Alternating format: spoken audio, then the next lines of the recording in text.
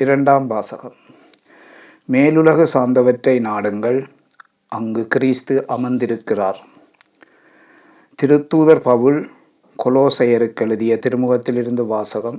அதிகாரம் 3, வசனங்கள் 1-4 வரை.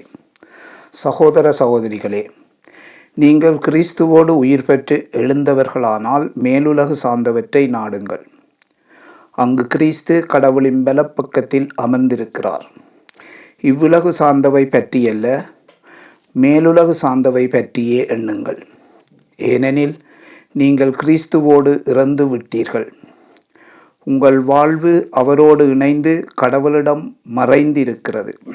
கிறிஸ்துவே உங்களுக்கு வாழ்வு அளிப்பவர். அவர் தோன்றும் பொழுது நீங்கள் அவரோடு மாட்சி பொருந்தியவராய் தோன்றுவீர்கள்.